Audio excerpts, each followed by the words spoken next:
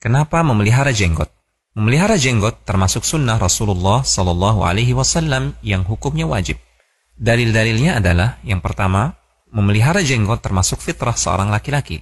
Rasulullah Sallallahu Alaihi Wasallam bersabda yang artinya 10 perkara yang termasuk fitrah: memotong kumis, memelihara jenggot, bersiwak, memasukkan air ke dalam hidung, memotong kuku.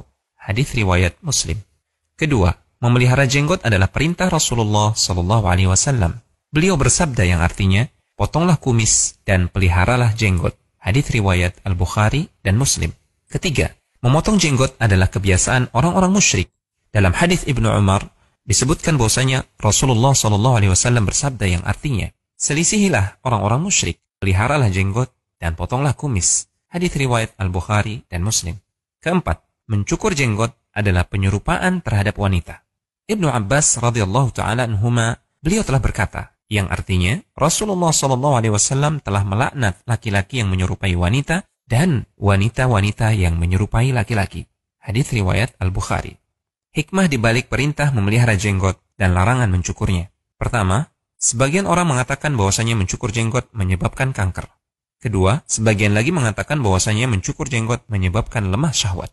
Ketiga, orang yang mencukur jenggot maka dia akan kerepotan dalam mengurus jenggotnya. Keempat, jenggot adalah keindahan dan lambang kejantanan bagi laki-laki. Artikel konsultasisyariah.com.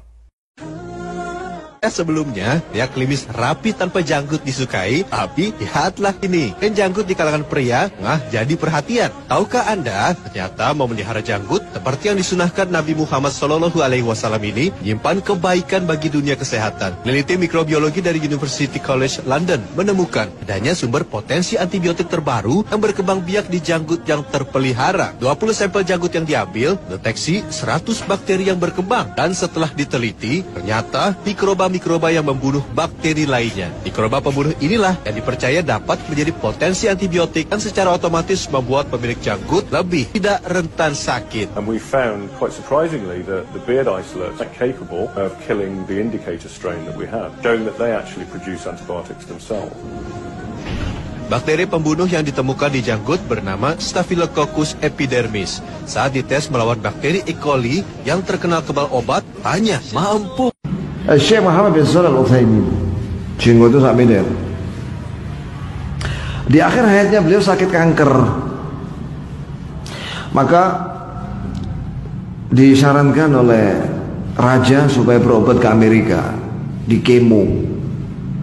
Sampai sana diberitahu sama dokter kepada penerjemah, kalau di kemo nanti resikonya seluruh rambut dan bulu-bulu itu rontok. Hah? Terus kata Syekh, termasuk jenggot sih? Iya Syekh. Lah, pulang aja aku, katanya. Aku tidak mau menghadap Allah dalam keadaan tidak punya jenggot. Masya Allah.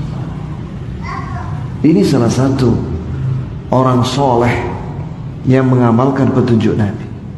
Langka orang kayak dia. Aku tidak mau menghadap Allah dalam keadaan tidak punya jenggot. Terkadang ada sebagian orang mengatakan jenggot itu cuma simbol. Cuma simbol membedakan mereka dengan orang lain, dengan kelompok lain. Bukan. Kita berjenggot karena banyak hadisnya. Kita berjenggot karena para sahabat berjenggot, imam empat mazhab berjenggot, semuanya berjenggot. Maka jangan sampai menuduh dengan demikian. Mengatakan orang yang memanjangkan jenggot karena simbol, membedakan mereka dengan